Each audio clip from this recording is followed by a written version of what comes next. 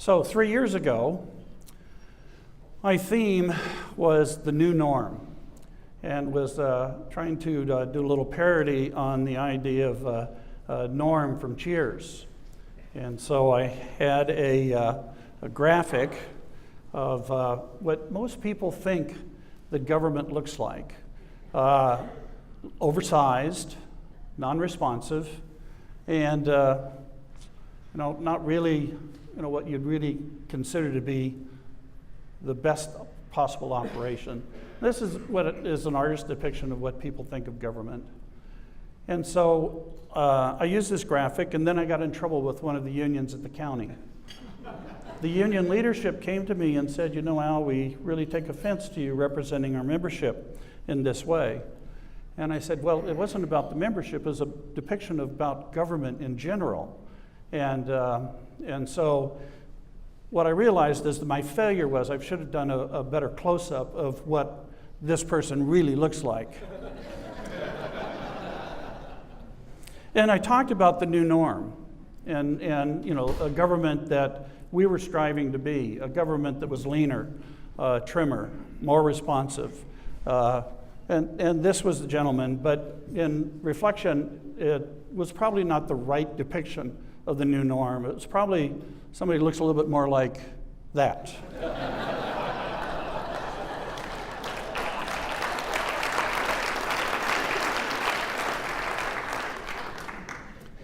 So you probably remember last year, County Commissioner Shelley O'Quinn offered a challenge to the fellow commissioners about maybe our girth, and that maybe we ought to focus on becoming a little leaner personally.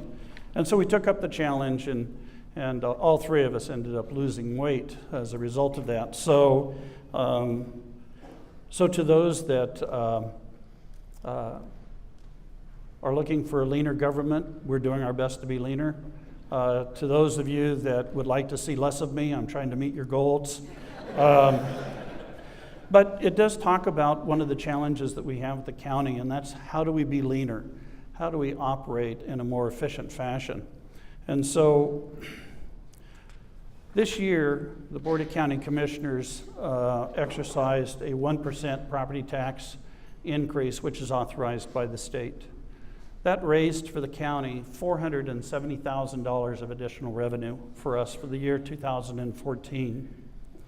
Then the state came in and said, you know what, we're going to increase your contribution to the state pension fund by $600,000. We're going to increase your contribution to workers' compensation by $525,000. The Supreme Court issued a ruling that said that we needed to increase the staffing for public defenders and that cost us another $300,000. So you can see that before we ever got out of the gate, we were almost $1.5 million underwater. And our only authority to be able to cover that was $470,000. So that's part of the economic challenge the county is confronted with, is that our revenue opportunities are very constrained, very limited. Then when you look at sales tax, we have property tax, we have sales tax. Well, sales tax for the county has been diverted to the municipalities through annexations. So you look at what the sales tax record looks like from 2005 to 2014, you see that we did very well until 2007-8. The economy hit. We all took a hit on that. Started to recover in 10. Then the impacts of the West Plains annexation hit. We saw another drop, so we're trying to recover from that. But while the economy in the county is growing, because a lot of the retail generators in the county are inside municipalities, our ability to enjoy that growth rate is constrained. And so that becomes one of the limiting factors for us. So how do we adjust? Well, we start becoming a lot leaner. So one of the things we did was we eliminated the Boundary Review Board. That board is one that's established through the Growth Management Act to identify what boundaries are appropriate when annexations occur. That saved us $250,000 a year. Then we also changed our participation in the Martin Hall Juvenile Correction Facility. That was a facility that was created by 9 counties, Spokane County being one of them, to house juvenile detention or juveniles in a detention facility out at Medical Lake. Spokane County has its own juvenile detention facility, so we were paying $26,000 a month and having no kids go to that facility. $320,000 a year, and we were getting no benefit. And so I worked on that. I'm the representative of that board and worked for a year to try and extract us out of that situation. So we no longer pay that $320,000 for 0 beds. Energy conservation has been a major effort on behalf of the county, and we're experiencing about $500,000 worth of savings in our energy consumption cost. Performance enhancements, as I indicated with the bringing on John Dickson, we are fully invested into lean management techniques to try and become much more streamlined in how we provide services. And then the other thing we did is we worked with our employees in redesigning our employee compensation package. When I came to you 3 years ago, I talked about the county needs to work more aggressively in making sure that benefits to employees at the county reflect benefit packages that are in the private sector. And our employees came to the table and we were able to save several $1 million in annual cost in employee compensation and benefit packages because our employees recognized that our economy was struggling, our taxpayers were struggling, and they came to the table and worked with us to achieve those savings. And so I want to put out a special thank you to the employees of Spokane County that made that possible. They've gone now 3 years without a COLA, and we're still working to try and develop a compensation package that reflects the fact that the economy is starting to recover. But without their help, we would be in a lot worse situation. So one of the other things that we've done is we've tried to invest a lot more in regional partnerships. How do we eliminate the duplication of efforts in the ability of government to provide services? A lot of folks talked about, and several remember, that we tried a freeholder process to try and make a regional municipal government, and that failed. But from our standpoint, we think that there are economies to be achieved through regional partnerships, and we're very aggressive at pursuing those. And we have some great examples of some successes. Spokane Animal Control System through SCRAPS is a good example of a regional partnership where we've come together with all of our municipalities to deal with the issue of animal control. We just completed a regional criminal justice commission review. Thank you, Judge Murphy, for your participation in that process, and generated a blueprint for us to try and streamline the criminal justice system for Spokane County. Our budget, 75% of our budget goes to the criminal justice system between the courts, the sheriff's office, prosecutor's office, the defender's office, 75% of our budget. There are only 5 states in the state of the United States where the criminal justice system is the responsibility of local government. But the state and federal legislators define the laws that lead to incarceration, and yet we're stuck with the obligation of dealing with that at the local level. So that becomes a constraint. And so we're working with the city of Spokane and our other jurisdictions to be able to make sure that we're as most efficient as possible in dealing with criminal justice system. This last year, the Board of County Commissioners also took over control of the jail and Geiger Correctional Facility. We did this because it allows us the ability to be more hands-on in terms of instituting economies of scale and the new recommendations from the Criminal Justice Commission.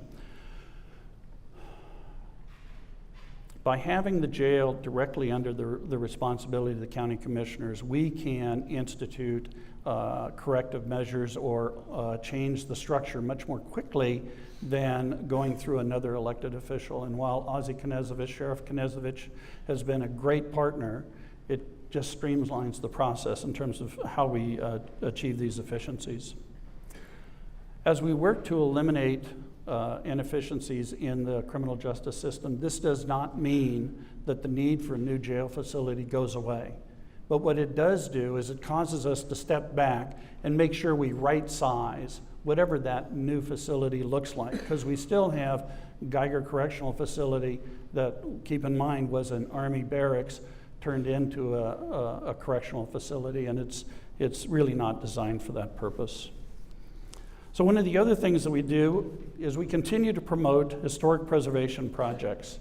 And while we're going through a redefinition of that partnership that we have with the city of Spokane in terms of supporting historic preservation efforts, this board remains committed to the concept of preserving our historic structures in the county. We were the largest local governmental entity to contribute to the restoration of Fox Theater. It took us 3 years to retire that commitment, but it was a substantial one. We continue to be committed to restoring the county courthouse, one of 2 county courthouses in the state of its age and character, and it's a fantastic structure. And so far, we've invested several $1,000,000 in terms of restoring that facility. We are activating, finally, the Regional Emergency Communication System. Remember back in 2008, the voters voted to approve increase in sales tax to fund a regional communication system that would allow first responders across the county to be able to talk to each other. For the first time, they'll be able to finally, Fire Districts 3, Fire Districts 8, City of Spokane, Spokane Valley, now will be on the same communication system and will be able to talk to each other as they respond to issues on a regional basis on your behalf. And we continue to add projects or property to our natural recreational opportunities through our Conservation Futures program. We now have over 7,200 acres in the Conservation Futures program. I think we have the most acreage of any county in the state as it relates to Conservation Futures. We're very committed to making sure that we protect the quality of life and the recreational opportunities that attract so many people to this region. And then on November 17th of this year, the county takes control of the regional solid waste disposal system. This is a transition from the city of Spokane to Spokane County as a result of the retiring of the debt that paid for the waste energy facilities. And by state statute, counties are the ones responsible for waste disposal. The city took on that obligation because they were the operators and managers of the waste energy facility. Now that the debt's retired on that, we're restructuring this. But our goal as county commissioners is to make sure that this transition happens seamless to our customers.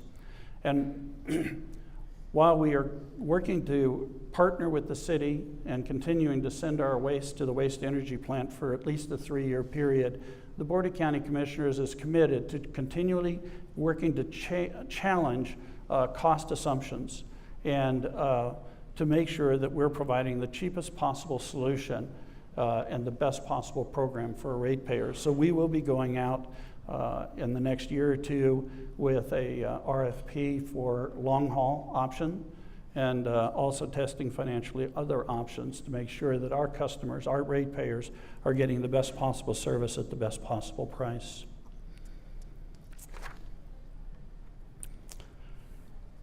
So I mentioned earlier that we're working to restore the county courthouse.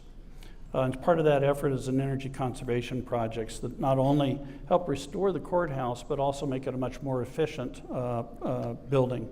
In 2009, the county was awarded $1.7 million in energy conservation grants from both federal and state sources, an additional $1 million in energy loans, and have led to the completion of over $6.5 million worth of energy conservation projects to the courthouse. The Board of County Commissioners has also received conservation incentives from Avista of almost $1.4 million. And Avista has estimated the county's initial energy savings of around $500,000 since 2000. We want to thank Avista for your partnership and your willingness to help us restore this historic building but also to make sure that it's the most efficient structure that we can have. So what are the things that we're doing to make it easier for business? Randy Visha, our building department official, this last year instituted an over-the-counter building permit process. So if you are a small business and you're going into a building and you have 4,000 square feet or less, you can go into the building department now with your drawings and be able to pull a permit at the same time. So instead of taking 3 weeks, it can now take it as little as 30 to 60 minutes. And we were able to reduce the cost of that permit from about $4,000 down to less than $1,000. It's a 75% reduction in the cost to try and make it easier, faster for small businesses to be able to get into construction with their projects and make those improvements. We've also instituted email permitting, electronic permitting, and other accelerated review processes so that we can get your projects through the process much quicker. The Spokane County and our building department continues to frustrate counties across the state because all of our advancements in terms of streamlining our permitting process led to being able to process the building permit for Caterpillar, a 600,000 square foot facility out in the West Plains. 15 football fields under one roof. That's how big that facility is. We processed the building permit for that project in 2 weeks. 2 weeks. I have this ongoing challenge with one of my fellow commissioners in Snohomish County, Dave Gossett, who just recently stepped off the board. He was term limited. And when I made that statement to him about a year ago, he went back to his building department and asked how long it was taking them, and he said, oh, we could get it done in about 3 to 4 months. And so they worked feverishly for about 6 months trying to improve their process, and they got it down to 6 weeks. And I met with him in December, and he was bragging about how he got it down to 6 weeks, and I told him he had to put his big boy pants on and figure out how to make up the difference. We understand at the county that time is money, and we need to be in a position to where we can process your projects as quickly as possible so we can get you into construction, get you to the point to where you can actually start doing what you're designed to do, and that is make products, provide services. So, as I indicated earlier, Commissioner O'Quinn led the effort in instituting the lien management system at the county. We've hired Mr. Dickson to head this process. And in 2013, over 50 senior county leaders graduated from a lien leadership course created and taught by Mr. Dickson. Participants learned continuous improvement techniques and then applied their knowledge by running a process improvement project in their department. Here are just a few of the results. 25% reduction in the time to complete sewer connection reports. 65% cost savings by creating code amendments in-house. 80+% reduction in cash receiving costs by going paperless. This last year, we developed a new mission statement, a new vision statement, core values, identified key objectives, and identified and adopted a strategic plan by resolution in January of this year. In support of the strategic plan, all departments will define excellence goals and run operational improvement projects aligned to our 4 key objectives, which are customer service, number 1, financial stewardship, public engagement, and employee development. As you can see, we are fully committed to improving the quality of the services that we provide to the community and living within our available revenues. As I illustrated earlier, however, we can't control unfunded mandates that impact us from the state and federal levels. When you look at the funding sources available for county government, the key constraints, they offer constraints to us. Property taxes are capped on an annual basis of 1%. Sales tax generators have been annexed by cities. We don't have utility taxes, and we don't have business licenses. So our ability to raise revenue is severely constrained. So how do we make up the difference? Well, we can be more efficient, but that doesn't really grow the pie. We really need to be invested in growing our tax base through business expansion and growth.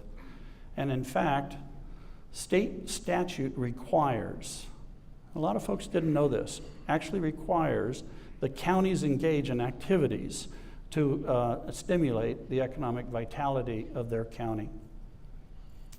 This board takes that charge very seriously. And we are not only passive, but we're active participants, along with Greater Spokane Incorporated and the chambers in the Valley, Airway Heights, our municipal jurisdictions, to work to try and bring new businesses and work with our existing business to expand their production, while at the same time making sure that we can work to provide good family wage jobs. So what is the role of county government in this process? Well, this is my guiding principle, and I believe that my fellow commissioners share this. The role of government in economic development to provide infrastructure and a regulatory climate that encourages economic growth and expansion while at the same time protecting our quality of life and environment. As an architect and real estate developer, and spending 8 years with Spokane City Council, one of the needs that I saw in the business community was consistency in the development regulations between the city and the county. Developers don't really care where the municipal boundary is, as long as it doesn't interfere with their ability to do business and to expand their businesses. So one of the first things we did when I joined the county was start to harmonize the development regulations between the county and the city. One of those first opportunities was raising building heights. In the city, the building height for light industrial was 150 feet. In the county, it was 42 feet. And so we started the process of raising the building heights. What did that lead to? It led to Caterpillar selecting Spokane County as the place to locate their regional distribution facility, as opposed to Kootenai County, which was who we were competing with. I have to tell you, as a developer and as elected official, it's very frustrating for me to see a headline about a company that located in Kootenai County instead of Spokane County, or quite frankly, Walla Walla County or Grant County or any of the others. I don't believe that there's any county in the inland Northwest that has the quality of life, the business climate, and the opportunities for economic development and expansion that Spokane County offers. And so we won one from the home team. But that wasn't the only one. Raising the building heights not only allowed for the construction of the Caterpillar facility, it also allowed for Odom Corporation's new regional distribution facility. And that, again, we were competing with Kootenai County, and they chose Spokane County over Kootenai County. It allowed Wimco Manufacturing to build their new facilities in the county. And I see that we have the ownership for Wimco here. Thank you for being here. I've already mentioned some of the other improvements we made to the permitting process, but we're getting tangible results. We're seeing successes as a result of the improvements that we're making. And if you have other suggestions about things that we ought to be focusing on, please contact one of the county commissioners. Let us know. We are here to try and make the process as smooth as possible. We're also working with our other partners in the area to make regional investments. For instance, the Spokane Convention Center expansion, which the voters approved overwhelmingly, needed an additional $15 million to be able to build that facility out to the full vision anticipated by the voters. So the Board of County Commissioners floated a bond in the amount of $15 million to close that gap. And as a result of being able to allow the convention center to build the full capacity, that also was one of the things that helped Walt and Karen Worthy make a decision about building their hotel structure. So that investment led to another investment that will benefit the region. We believe that the county is poised for significant growth in the next decade and beyond. Last year, the county population grew 1%. And local economists are projecting an additional 1.1% this year. Well, that doesn't exactly get you excited, does it? 1%. Well, in 2011, we only grew through 0.3%. 2012, it was 0.6%. We're heading in the right direction, folks, and we think it's only going to get better. We think that there's a lot of pent-up demand as a result of the recession, and when people start to come out from under the blanket and say it's time to look at expansion, and where do we want to expand, we think that Spokane is well poised to be able to be that community and that destination for them. So, last year we adopted a 10-year update of the urban growth boundary. This updated boundary addressed areas of prime for business development expansion. It also included areas to accommodate new school construction, areas requiring sewer to protect the Little Spokane River and the aquifer, and the Little Spokane River aquifer and Spokane River. And it allowed us to true up our boundaries so that areas that were developing at an urban base prior to the Growth Management Act being adopted that weren't included in the boundary, we brought them into the boundary so that the boundary could be accurate and reflect what was actually going, or what it was actually doing. We also included areas that were the recommendation of the JLIS, the Joint Land Use Study, to protect Fairchild and to protect SIA or other regional assets, Spokane International Airport. So we included these areas to increase development opportunities. We also made increases in light industrial. But the increases in light industrial were just to keep pace.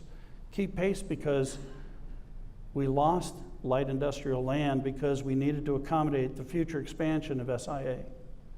We lost light industrial because we needed to protect Fairchild. So between those two activities, we lost about 1,200 acres. We incorporated 1,100 acres, so we're still just at par. And why is this important? Is because as companies look to locate here in Spokane County, we have to have a good inventory of light industrial land. I'll give you an example of where we compare. Walla Walla County has 13,000 acres in its urban growth boundary. 9,000 of it is light industrial. We are almost exactly the opposite in terms of that relationship. So you wonder why RailX and some of these other companies are going to Walla Walla County or going to Grant County as opposed to Spokane County. It's because, ladies and gentlemen, we are standing on our own way. And so we are coming together to work with our jurisdictions to try and correct this so that we can be as competitive as the other counties are. The demand for light industrial in the county is really strong right now, and we're trying to take advantage of that. There's a lot of conversation about West Plains. Why are they so focused about West Plains? Well, the reason why we're focused about West Plains is because the county can only really focus its energies in a control situation on the lands that are outside the municipal boundaries of our 13 cities. And so that land is really in the West Plains and up in the North Spokane corridor. So as we look at development opportunities, quite frankly, right now with the state initiative and the growth in the aerospace industry and needing to be able to attract new businesses around the airport, West Plains is the hottest area to grow in because of the aerospace sector and what that means for this community. With the leadership of Larry Crowder, SIA, and Todd Woodard, Director of Marketing, and the support of the Airport Board, which I have the pleasure of sitting on, we are aggressively working to develop the land around SIA Airport. This is a conceptual master plan, if you will, of what is possible out in the West Plains area. Spokane International Airport currently on the right side, and the red dotted line is what we are currently planning for a parallel runway, so that we are planning for a future expansion for the airport. And then the dark blue line is the Geiger Spur rail line. Geiger Spur rail line, who owns that? You do. You do. County taxpayers own that rail line. We acquired it as part of the effort to protect Fairchild Air Force Base and are realigning it from the entry to the base. Off of that rail line right now today, we've got over 500 jobs that are supported by rail. And the opportunity to attract additional businesses around that rail is significant right now. In fact, we're hoping in the next couple of weeks another company will make an announcement that's locating on that rail line that'll bring another 250 jobs to this community. We have negotiations going on now with a transloader operation that will provide a transloader facility on that rail line. And with that transloader facility, Eastern Gateway Railway is telling me that they can bring 10 to 12 companies to this community with that transloader in place. So we're working real aggressively to make that happen. The idea is rail will bring raw materials in on the left, manufacturing, and then final production maybe into an assembly plant for an aerospace company. It might be located here in the state of Washington. We're in the game, folks, and aerospace is hot right now, and we need to continue to push that. So, in addition to what we're doing around the airport, there's other opportunities that are available to us.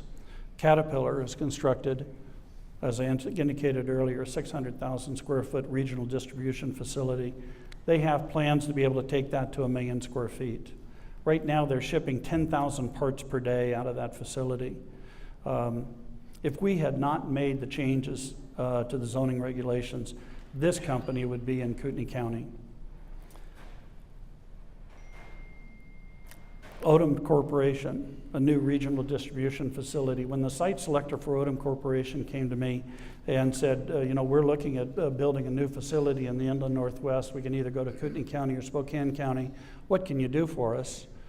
Well, I worked with them aggressively to try and identify sites with infrastructure.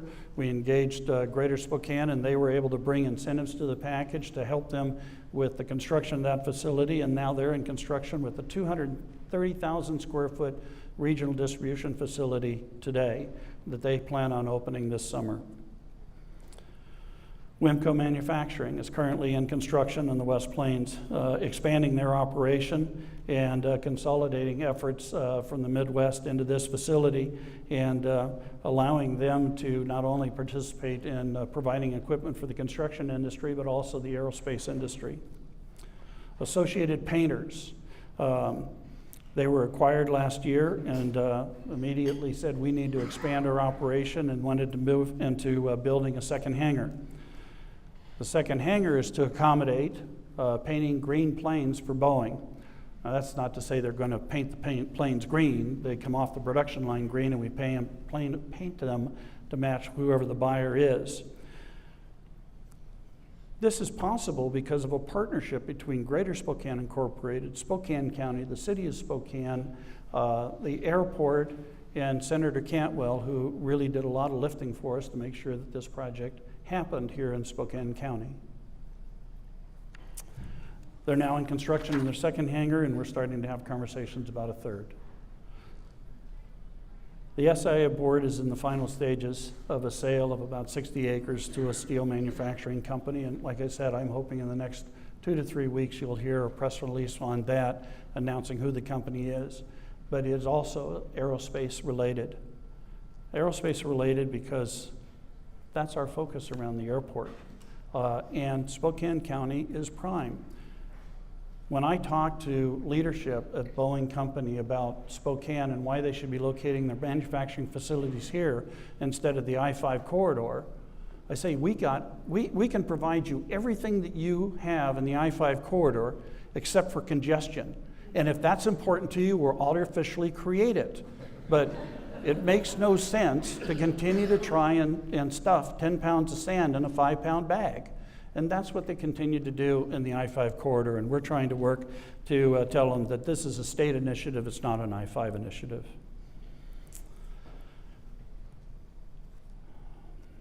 The other project we're working with is ATS, Aviation Technical Services.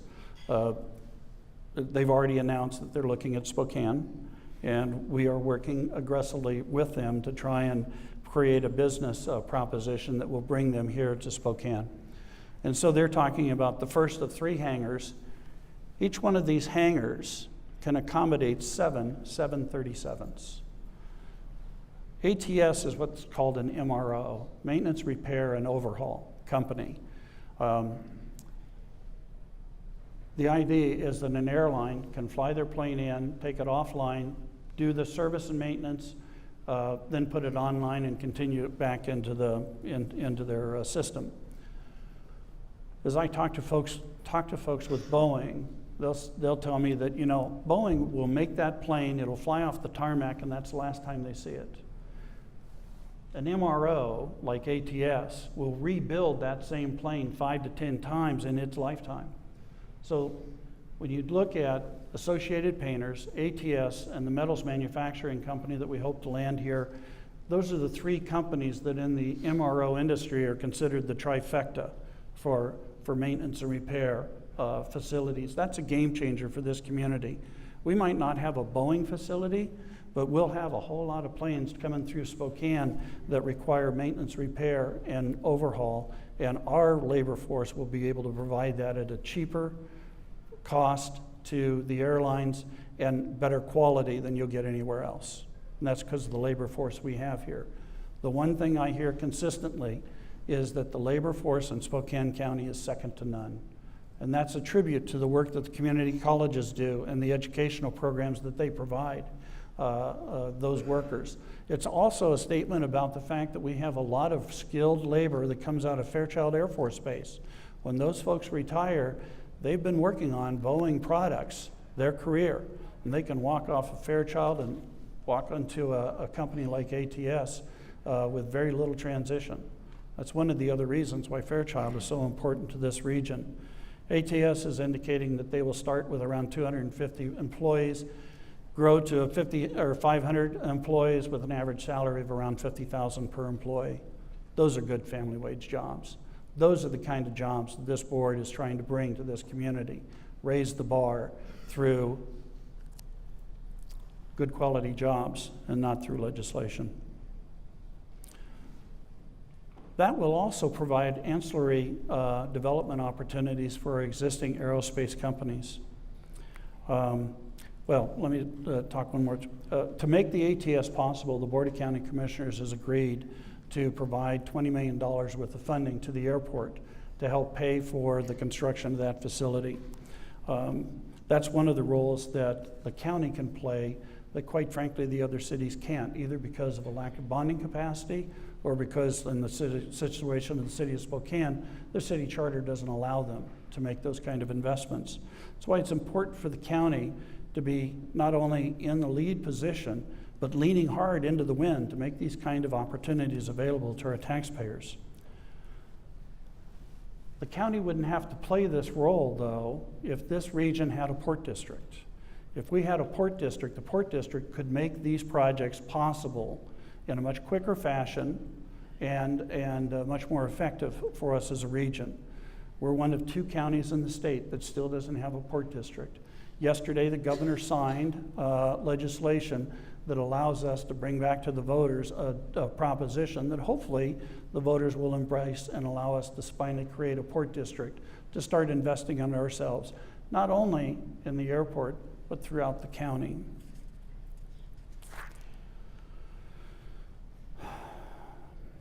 The Spokane County, City of Spokane, jointly own the airport. We're 50-50 partners in that asset on behalf of the community. We partnered with Greater Spokane Incorporated, Community Colleges of Spokane, a Vista Corporation, to form what's called Air Spokane. Through Air Spokane, we as a region are working collaboratively to expand the aerospace industry in this community. We're also working with INWAC, Inland Northwest Aerospace Consortium, which represents over 100 manufacturers in Spokane County and Kootenai County today. I think it's up to 110 now, with over 8,000 employees already part of the 737 production chain. Don't know how many people understood that we already have a very strong sector in aerospace here. We need to grow and expand that sector. And that's one of the things that the Air Spokane initiative is about. How do we create and grow onto that base? The Board of County Commissioners is also working to support our other regional initiatives, like the University District Medical School. I'm working right now with Chancellor Lisa Brown to relocate the medical examiner's facility for the county onto the University District campus and support the training and educational opportunities available through the campus and the medical school. We're working to create new partnerships between the city of Airway Heights and the city of Spokane and Spokane County in revenue sharing so that we can work as partners in the West Plains to continue to expand business opportunities up there. When you look at the land that the airport owns, the land that's in the unincorporated area in the West Plains, the utilities that both the city of Spokane and Airway Heights can provide, the rail infrastructure the county can provide, we are in a great position to work as partners to be able to spur economic development. When I was with the city of Spokane, I was very frustrated with the fact that so many times we looked at economic development as a winner-loser proposition. If the county got it, the city lost, or if the city got it, the county lost. This is nonsense. Every one of the citizens inside, every one of the cities in the county are county residents. We are here to serve everybody's interest, and a new job in Spokane County benefits all of us. And we want to change the paradigm of how we look at construction, how we look at development, so we form a partnership, come together, put the boundaries aside because we're going to share revenue, and let's do what's in the best interest of the taxpayers, which is work to bring new businesses to this community. It's a paradigm shift. It's going to change the way that people think about economic development, but we have to quit fighting each other because we have opponents outside of the county that would love to take the businesses away from us and locate them in their facilities. We have to start working as a region.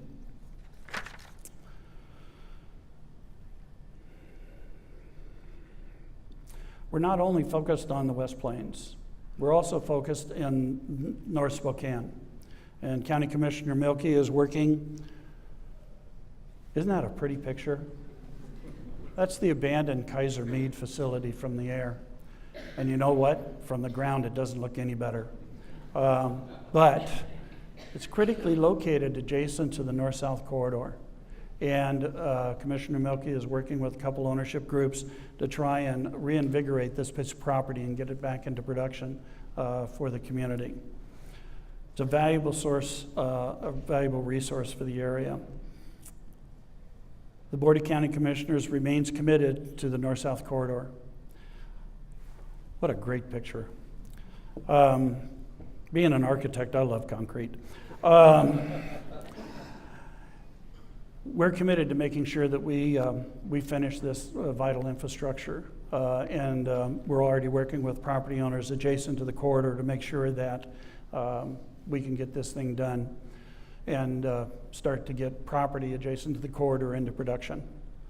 You know, I think last year I had an opportunity to meet with a Deputy Director for Federal Highways Administration, and we were talking about funding for the north-south corridor, and I told him that the conversation on this corridor started the year before I was born, 62 years ago, and that in my lifetime I've seen this country make it to the moon, make it to Mars, and we can't make it to I-90.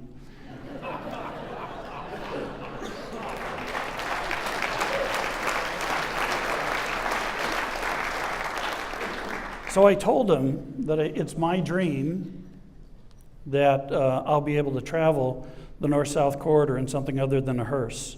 But we are fully committed to trying to make sure that this project gets completed and completed hopefully in my lifetime. Anyway,